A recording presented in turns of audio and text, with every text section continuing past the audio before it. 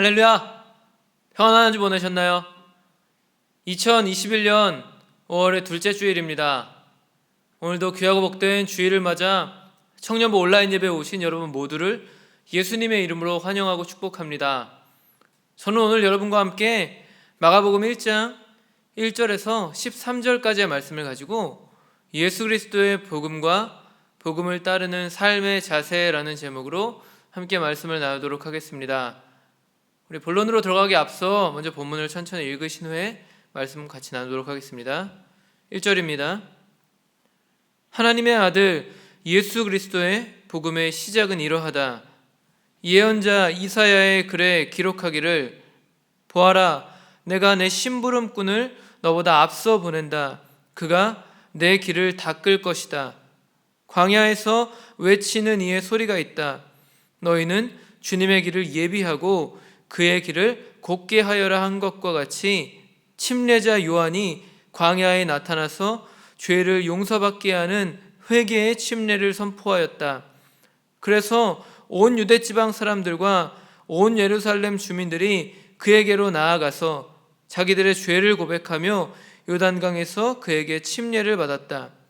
요한은 낙타 토롯을 입고 허리에 가죽띠를 띠고 메뚜기와 들꿀을 먹고 살았다. 그는 이렇게 선포하였다. 나보다 더 능력이 있는 이가 내 뒤에 오십니다. 나는 몸을 굽혀서 그의 신발끈을 풀 자격조차 없습니다. 나는 여러분에게 물로 침례를 주었지만 그는 여러분에게 성령으로 침례를 주실 것입니다. 그 무렵에 예수께서 갈릴리 나사렛으로부터 나오셔서 요단강에서 요한에게 침례를 받으셨다. 예수께서 물속에서 막 올라오시는데 하늘이 갈라지고 성령이 비둘기같이 자기에게 내려오는 것을 보셨다. 그리고 하늘로부터 소리가 났다.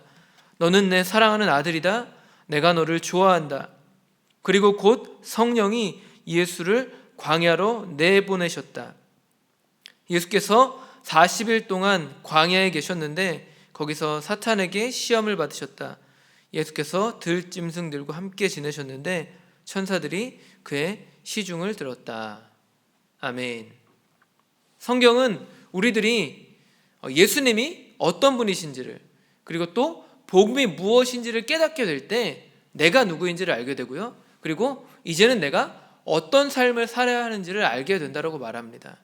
그런데 오늘 본문의 저자인 마가는요, 마가복음 1장 1절을 통해 그 예수님이 하나님의 아들이시라고 증언하고 있어요. 사실 이 하나님의 아들이라는 표현은요, 구약에서 여러 부류를 나타낼 때 사용된 말입니다. 그것들을 하나하나 살펴보시면 때로는 모든 인류를, 또 이스라엘과 같은 특정한 민족을, 그리고 때로는 천사들과 왕들 같은 사람들에게까지 이 하나님의 아들이라는 표현이 사용되었습니다. 그런데 오늘 마가는요, 그 예수님을 하나님과 동격으로 소개하고 있어요. 오늘 2절과 3절을 보세요. 본문 안에서 마가는 구약의 말라기 3장 1절과 이사야 40장 3절 말씀을 함께 인용하고 있습니다. 그런데 그것을 자세히 보시면 그 대상이 조금 다르다라는 걸 알 수 있어요. 구약에서는 하나님이 하나님 자신을 대신해서 누군가를 보낼 것이다 라고 말씀하고 계시는데 오늘 마가는요, 그것을 조금 다르게 해석합니다. 그 구약의 말씀을 인용하면서 본문을 통해 침례 요한을 예수님보다 앞서 보냄을 받은 자로 소개하고 있어요. 쉽게 정리해 보자면 구약에 나오는 이 보냄을 받은 자 자리에 침례 요한을 대입시키고 있고 또 하나님의 자리에 예수 그리스도를 대입시키고 있다는 것입니다. 이를 통해 마가는 하나님의 아들이신 예수 그리스도가 곧 하나님이시며 하나님과 동등한 위치에 계신 분이라는 사실을 증언하고 있다는 거예요.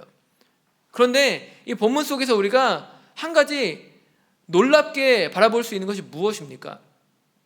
그것은 바로 이 예수님, 하나님의 아들이셨고 하나님과 동등한 분이셨던 이 예수님께서 요한에게 침례를 받으셨다는 사실이에요.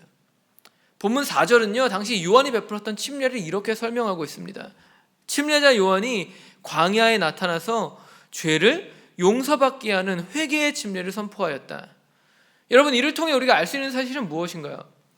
그것은요, 당시 요한이 베푼 침례가 죄를 용서받게 하는 회개의 침례였다라는 것입니다. 당시 이 침례 요한이 속해 있었던 이 쿰란 공동체, 그 공동체에서는요 종종 이와 같은 침례 예식을 행했다라고 해요. 그들은 그 속에서 서로의 죄를 고백하며 물로 몸을 깨끗이 씻는 예식을 통해서 앞으로 임할 그 심판을 준비했다라고 합니다. 그런데 오늘 5절을 보시면 지금 요한이 그와 같은 침례 예식을 행하고 있는 걸 볼 수 있습니다. 본문은 당시 사람들이 자기들의 죄를 고백하며 요한에게 침례를 받았다라고 말하고 있어요. 그런데 여기서 중요한 것이 무엇입니까? 그것은 바로 예수님께서 이러한 침례를 받으셨다는 것입니다. 9절은 당시 상황을 이렇게 설명합니다. 그 무렵에 예수께서 갈릴리 나사렛으로부터 오셔서 요단강에서 요한에게 침례를 받으셨다. 여러분, 이게 왜 우리가 주목해야 하는 점입니까? 그것은 마가가 지금 이 마가복음을 시작하는 그 첫 번째 지점에 예수님을 하나님의 아들이라고 고백했고, 또 구약의 예언을 가지고 와서 그분이 하나님과 동등한 분이라는 사실을 그가 증언했기 때문이에요.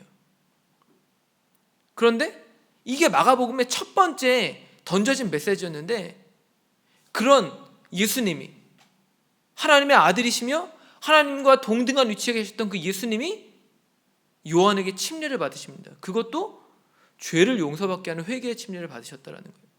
여러분, 이게 말이 됩니까? 예수님에게 그러한 침례가 필요하신가요? 아니요, 전혀 필요하지 않습니다.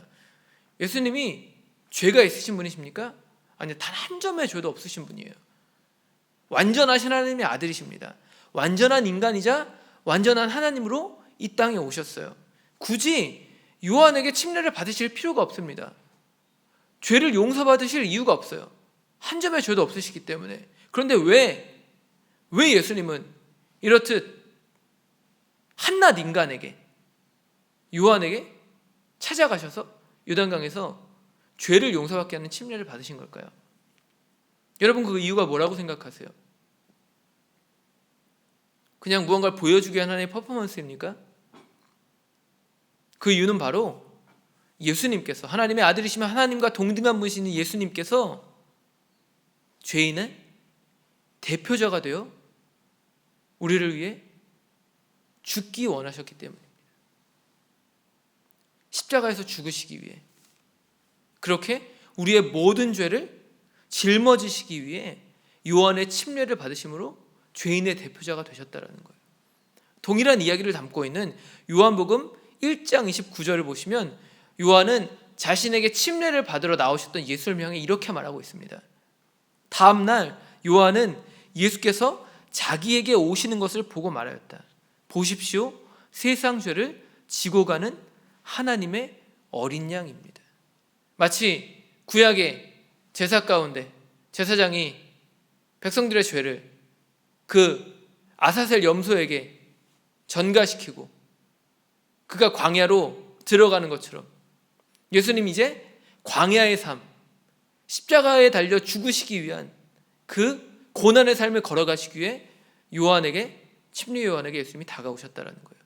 그때 요한이 하는 말은 보십시오, 세상 죄를 지고 가는 하나님의 어린 양입니다. 이러한 고백을 하는 거죠.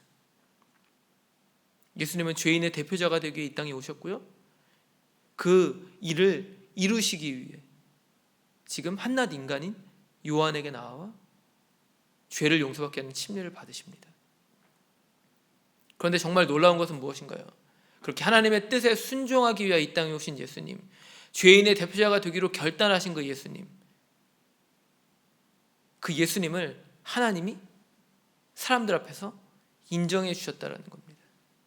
그렇게 순종의 길을 걸어가기로 결단했을 때, 이에 대해 본문 10절과 11절이 이렇게 말하고 있어요. 예수께서 물속에서 막 올라오시는데 하늘이 갈라지고 성령이 비둘기같이 자기에게 내려오는 것을 보셨다. 그리고 하늘로부터 소리가 났다. 너는 내 사랑하는 아들이다. 내가 너를 좋아한다. 여러분, 하나님께 인정받는 삶이란 무엇일까요? 물질을 많이 벌고 명예와 권세를 얻고 사람들에게 인기를 얻으면 그것으로 우리가 하나님 앞에 인정받을 수 있습니까? 아니요, 그것은 하나님의 기준이 아닙니다. 하나님의 기준은 무엇이죠? 하나님 말씀에 순종하는 것, 겸손하게 하나님이 정하신 길을 따라가는 것, 그것이 바로 하나님의 기준이라는 거예요. 세상 사람들의 눈에는요, 이것이 미련하게 보일 수도 있습니다. 바보 같아 보이고 시간 낭비인 것처럼 보여질 수도 있어요. 그러나 그때 하나님이 우리에게 행하시는 일은 무엇입니까? 하나님이 순종하는 자들에게 그의 머리 위에 성령을 부어주시는 거예요. 그러면서 그에게 말씀하십니다. 너는 내 사랑하는 아들이다. 너는 내 사랑하는 딸이다. 내가 너를 기뻐하노라. 그렇게 우리를 위로하시고 격려하신다라는 것입니다. 도리어 우리가 포기했고 우리가 십자가를 짊어지는 제자의 삶을 살기로 결단했을 때 그러한 인정과 그러한 축복과 은혜가 우리에게 주어진다라는 것이죠. 그걸 통해 우리들이 다시 한번 우리의 사명을 기억하여 하나님의 길을 담대하게 걸어갈 수 있는 용기와 힘을 허락하신다라는 거예요. 예수님을 보시기 바랍니다. 성령이 예수님을 이끌어 가신 곳이 어디였습니까? 12절은요, 성령이 예수님을 광야로 내보내셨다라고 말하고 있습니다. 하나님의 뜻에 순종하셨던 그 예수님을 깊은 광야 한가운데로 이끌어 가셨다라는 거예요. 그런데 여기서 중요한 것은요, 그렇게 하나님의 길을 걸어가기로 결단했고 하나님이 그것에 대해서 내가 너를 사랑한다, 내가 너를 기뻐한다라고 말씀하시며 성령을 부으셨는데 왜 하필 그 이후에 광야라는 험난한 땅으로 예수님이 이끌어 가셨냐는 것입니다. 여러분, 그 이유가 뭘까요? 그것은 바로 예수님이 우리가 이 땅에서 당하는 모든 시험을 이해하셔야만 했기 때문입니다. 그래야만 완전한 대속의 은혜를 우리 가운데 주실 수 있었기 때문이라는 거예요. 히브리서 2장 18절은 이에 대해 이렇게 말합니다. 그는 몸소 시험을 받아서 고난을 당하셨으므로 시험을 받는 사람들을 도우실 수 있습니다. 히브리서 4장 15절도 비슷한 말씀을 합니다. 우리의 대제사장은 우리의 연약함을 동정하지 못하시는 분이 아닙니다. 그는 모든 점에서 우리와 마찬가지로 시험을 받으셨지만 죄는 없으십니다. 여러분, 오늘 이 본문이 우리에게 가르쳐주는 것은 무엇입니까? 예수님이 우리와 똑같은 시험을 당하셨다는 거예요. 그렇기 때문에 우리를 이해하실 수 있고 우리를 도우실 수 있다는 것이죠. 예수님은요, 광야 40일 동안 사단에게 총 3가지의 시험을 받으십니다. 첫 번째는요, 육신의 정욕인 배고픔의 시험이었어요. 두 번째는 이생의 자랑인 자기 과시에 대한 시험을 받으십니다. 세 번째는 무엇이죠? 세 번째는 안목의 정욕과 관련된 것입니다. 사단에게 절하면 천하만국을 다 주겠다라는 그 시험을 받으셨어요. 그런데 여러분, 이게 우리가 오늘 이 땅에서 당하는 시험과 똑같다라는 거예요. 지금 성경은 예수님이 우리와 똑같은 시험을 당하셨다는 것을 보여주고 있습니다. 그렇기 때문에 시험 당하는 오늘의 우리들의 삶, 고난과 절망 가운데 있는 오늘 우리들의 삶을 누구보다도 이해하실 수 있고 우리를 도우실 수 있다는 거예요. 우리의 연약함들, 우리의 실패, 우리의 좌절, 우리가 당하는 수많은 시험과 그 유혹들, 그 모든 것들을 동일하게 당하셨던 주님, 그래서 우리의 삶을 누구보다도 잘 이해하시는 주님, 그 주님이 우리의 눈물을 닦아주시고 이 땅에 오셔서 십자가를 짊어지시고 죽으시고 3일 만에 부활하신 것, 여러분, 바로 이게 복음입니다. 이게 우리에게 찾아온 가장 기쁜 소식이라는 거예요. 여러분, 그러면 이제 우리들은 어떠한 인생을 살아야 합니까? 우리는 그것을 침례 요한의 모습을 통해서 배울 수 있습니다. 6절은요, 당시 침례 요한의 모습을 이렇게 묘사하고 있어요. 요한은 낙타 털옷을 입고 허리에 가죽띠를 띠고 메뚜기와 들꿀을 먹고 살았다. 여러분이 이 모습을 보면서 누가 떠오르십니까? 이것은 외형적으로 볼 때는요, 구약의 선지자인 엘리야를 연상시킵니다. 열왕기하 1장 8절을 보시면 보면은 엘리야가 털이 많고 허리에는 가죽띠를 띠고 있었다라고 말하고 있어요. 구약의 엘리야의 모습과 신약의 침례 요한의 모습이 묘하게 오버랩되는 것 같습니다. 그런데 왜 하필 엘리야였을까요? 당시 요한은 왜 엘리야의 모습을 하고 있었고, 하나님은 왜, 성경은 왜 요한을, 침례 요한을 엘리야의 모습으로 그리고 있는 것일까요? 그것은 바로 요한이 살던 시대가 엘리야 때에 아합과 이세벨이 통치하던 시대, 죄악에 관영했던, 타락해버린 그 시대와 매우 비슷했기 때문입니다. 아합이 왕으로 했었던 당시 북이스라엘은 여러분 종교적으로 매우 타락한 상태였습니다. 이방 민족, 시돈의 왕이었던 엣바알의 딸 이세벨을 왕으로 맞아들여요. 이후에 북이스라엘에 바알과 아세라를 비롯한 수많은 우상들이 들어오기 시작합니다. 그래서 종교가 완전히 타락해버려요. 그런데 이 종교의 타락과 함께 윤리와 도덕마저도 다 타락해버립니다. 여러분, 이세벨이 한 짓을 한번 생각해 보세요. 그녀는 나봇의 포도원을 탐냈던 자신의 남편 아합, 그 아합을 위해서 한 가지 계략을 세워서 나봇을 죽입니다. 그렇게 자신의 욕심을 위해서는 살인마저도 서슴지 않는 악함을 보여줘요. 수많은 하나님의 선지자들을 다 죽여버리죠. 이게 바로 아합과 이세벨의 시대였다는 거예요. 그런데 오늘 하나님은 그와 비슷한 시대, 그렇게 종교적으로 타락하고 도덕적으로 타락한 시대를 살아갔던 그들을 위해 또 다른 엘리야인 침례 요한을 보내주시는 겁니다. 그리고 그를 통해 메시아이신 예수 그리스도께서 오실 길을 예비하게 하셨다라는 거예요. 침례 요한이 위대한 게 아니라 침례 요한이 예수 그리스도께서 오실 길을 예비하게 한 것, 그것이 중요합니다. 그것이 포인트예요. 그 침례 요한이 오늘 본문 7절과 8절을 통해 자신의 정체성이 무엇이었는지를 이렇게 말하고 있습니다.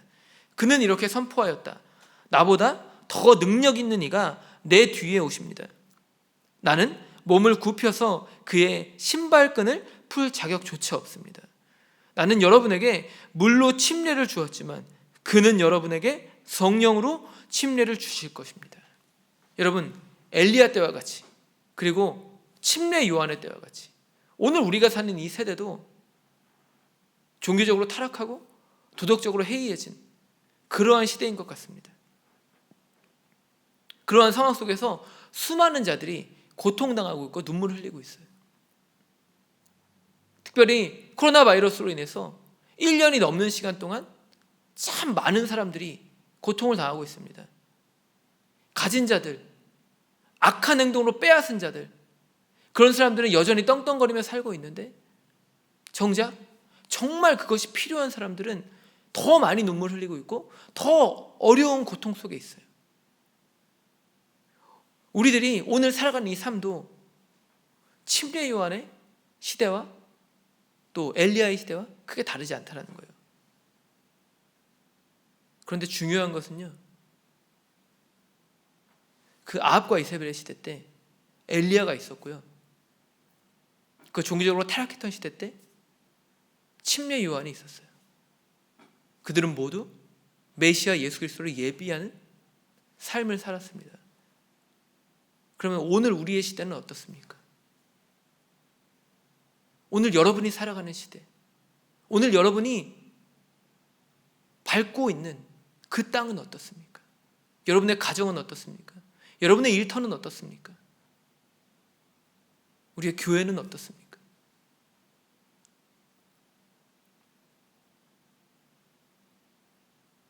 하나님은 오늘 우리가 사는 이 시대에 또 다른 침례 요한을 찾고 계신 것 같습니다. 요한이 예수님이 오실 길을 예비한 마지막 선지자였다면 우리는 오늘 그 복음의 불꽃을 가지고 예수 그리스도께서 다시 오실 길을 그 예비하는 삶을 살아야 한다는 거예요. 그것을 위해 나의 삶이 침례 요한과 같이 거친 광야에서 외치는 자의 소리가 되어도 나는 괜찮습니다, 나는 그것을 만족합니다 할 수 있는 그런 사람들을 찾고 계시다라는 겁니다. 우리는 여전히 우리의 삶에는 어려움들과 고통들에 짓눌려서 여전히 나 한 사람밖에 보지 못하는 그런 좁은 인생을 살고 있습니다. 그러나 하나님은 우리를 통해서 더 큰 것, 더 위대한 일들을 바라보고 계시다라는 거예요. 그런데 여러분, 그러한 삶을 살아내기 위해 무엇이 필요하다고요? 오늘 성령이 필요하다고 말하고 있습니다. 요한이 오늘 8절을 통해 말합니다. 예수님이 오시면 성령으로 침례받게 될 것입니다. 이 말은요, 마치 이거예요. 내가 성령으로 침례받게 될 그날을 기대합니다. 여러분, 예수님이 누구이신지를, 복음이 무엇인지를 깨달으셨다면 이제 이 혼란스러운 시대 속에서 우리 모두가 성령의 충만함을 받아야 할 줄로 믿습니다. 삶은 여전히 힘들고 어렵죠. 예수님이 사단에게 시험을 당하셨던 것처럼 우리들의 삶에도 늘 그와 같은 시험들이 다가와요. 육신의 정욕, 안목의 정욕, 이생의 자랑, 수많은 시험들이 우리를 괴롭힙니다. 유혹하고 있어요. 그 속에서 코로나 팬데믹은 끝날 기미를 보이지 않고 있습니다. 경제는 날로 어려워지고 있고요. 사람들은 점점 더 많은 분노를 표출하고 있어요. 분열과 다툼, 시기와 질투, 배제와 혐오, 이러한 일들이 우리의 삶에 너무나도 많이 깔려 있습니다. 서로 빼앗고 뺏기는 일들을 반복하고 있어요. 그런데 여기서 중요한 것은요, 우리와 비슷한 삶을 사셨던 그 예수님께서 성령과 함께 하심으로 그 모든 시험을 이겨내셨다는 것입니다. 진리의 영이신 그 성령 하나님이 부어주신 말씀을 통하여서 자신 앞에 놓여있는 모든 시험을 다 이겨내셨다는 거예요. 그런데 오늘 본문 13절은요, 그 시험이 끝났을 때의 모습을 이렇게 묘사하고 있습니다. 예수께서 40일 동안 광야에 계셨는데 거기서 사탄에게 시험을 받으셨다. 예수께서 들짐승들과 함께 지내셨는데 천사들이 그의 시중을 들었다. 여러분, 본문 가운데 특이한 점이 무엇입니까? 예수님이 당시 광야에서 들짐승들과 함께 지내셨다는 거예요. 사복음서 중에서 유일하게 마가만이 기록하고 있는 이야기입니다. 독특한 표현이죠. 여러분, 왜 마가는 이렇듯 독특한 표현을 이 복음서에 기록한 것일까요? 여기서 들짐승이 의미하는 것은 무엇입니까? 그것은 하나님이 예배해 놓으신 천국을 가리키고 있습니다. 예수님이 시험을 이겨내신 장소가, 바로 그 장소가 장차 임할 하나님의 나라와 같았다라는 거예요. 이에 대해 이사야 11장 6절에서 9절은요, 마지막 때에 임할 평화의 나라를 이렇게 설명하고 있습니다. 그때 이리가 어린 양과 함께 살며 표범이 새끼 염소와 함께 누우며 송아지와 새끼 사자와 살찐 짐승이 함께 풀을 뜯고 어린아이가 그것을 이끌고 다닌다. 암소와 곰이 서로 벗이 되며 그들의 새끼가 함께 눕고 사자가 소처럼 풀을 먹는다. 젖 먹는 아이가 독사의 구멍 곁에서 장난하고 젖된 아이가 살무사의 굴에 손을 넣는다. 나의 거룩한 산 모든 곳에서 서로 해치거나 파괴하는 일이 없다. 물이 바다를 채우듯 주님을 아는 지식이 이 땅에 가득하기 때문이다. 아멘. 여러분, 하나님이 약속하신 이 평화의 나라는요, 미움과 다툼이 없는 곳이라고 말합니다. 해함이나 상함을 당하지 않는 곳이래요. 사자와 어린 양이 함께 뛰놀며 어린아이가 독사굴에 손을 넣어도 상하지 않는 그런 곳이 바로 하나님이 약속하신 평화의 나라입니다. 그런데 오늘 이사야는 그러한 나라가 임하게 된 이유가 뭐라고 말하고 있습니까? 물이 바다를 덮음같이 주님을 아는 지식이 충만하기 때문입니다. 이것은 마치 성령과 말씀으로 충만하셨던 예수님께서 광야 한가운데서 사단의 시험을 능히 이겨내신 그 모습을 보여준 것 같아요. 그로 인해 들짐승들이 욱실거리는 그 광야에서도 어떠한 해함이나 상함도 당하지 않으시고 천사들의 수종을 받으시며 평안함 가운데 계셨던 그 예수님의 모습, 그 모습이 천국을 나타내고 있다고 우리가 생각해 볼 수 있다는 것입니다. 여러분, 그러므로 어렵고 힘들 때 예수님의 삶을 생각하시기 바랍니다. 예수님이 어떻게 승리하셨는지를, 성령의 충만함을 받으셨고 그 진리의 영이 가르쳐 주시는 말씀을 통하여서 시험들을 다 이겨내셨습니다. 그 주님을 바라보시기 바라요. 그리고 오늘 우리들의 삶은요, 예수님을 닮아가는 삶, 특별히 침례 요한이 성령을 갈망하며 예수님 오시기를 예배했던 것처럼 이제 오늘 우리도 예수님이 다시 이 땅에 오실 그 날을 기대하며 소망하며 더 이상 상처받고 억눌린 삶을 사는 것이 아니라 그러한 삶을 다 벗어버리고 예수님의 다시 오시기를 예비하며 주님의 뜻을 이뤄내는 삶, 더 큰 것을 바라보며 더 위대한 꿈을 꾸며 그렇게 하루하루 복음 안에서 나를 훈련시키고 나를 준비시키는 그러한 삶을 살아내시기를, 또 그러한 삶을 통하여서 하나님이 주시는 귀하고 복된 열매들을 한 주간 풍성하게 맺는 저와 여러분이 되시기를 예수님의 이름으로 간절히 축복합니다. 기도하겠습니다. 하나님, 오늘도 귀하고 복된 예배를 통하여서 사랑하는 청년들 함께 온라인을 통해 만나게 하심에 감사드립니다. 하나님, 오늘 말씀을 통하여 예수님이 어떤 분이신지 또 복음이 무엇인지에 대해 다시 한번 살펴봤습니다. 또 그 속에서 하나님, 우리들의 삶이 어떻게 복음을 따르는 삶을 살아야 할지를 함께 나누었습니다. 하나님, 간절히 바라는 것은 이 악한 시대, 이 죄악된 시대, 이 고난의 시대에 하나님, 우리들이 성령의 충만함을 받는 삶을 살기를 원합니다. 그 성령을 통하여 하나님, 주의 말씀이 우리의 마음가운데 깊숙이 들어와 그 말씀으로 우리 앞에 놓여있는 모든 어려움들과 시험들을 다 능히 이겨내는 그러한 능력의 삶을 살기 원하오니 주님이 우리를 붙잡으시고 인도하여 주셔서 성령의 충만함을 허락하여 주시고 하나님의 뜻에 따라 순종할 수 있는 겸손한 삶을 살아갈 수 있도록 함께 하시고 인도하여 주시옵소서. 그러한 삶 속에서 침례 요한과 같이 다시 오실 예수님을 기대하며 소망하며 주님 오실 길을 열어내는 그러한 하나님 위대한 인생들, 그러한 삶을 살아내는 우리 모두가 될 수 있도록 우리 한 영혼 한 영혼을 축복하시고 인도하여 주시옵소서. 하나님께서 그렇게 우리들의 삶을 복음의 능력으로 일으켜 세우시고 하나님의 뜻에 따라 사용하시며 하나님의 나라를 세우는 귀하고 복된 일꾼들로 세우실 것을 믿고 의지하며 오늘도 살아 역사하시는 우리의 구원자 나사렛 예수 그리스도의 이름으로 감사하며 간절히 기도드렸습니다. 아멘.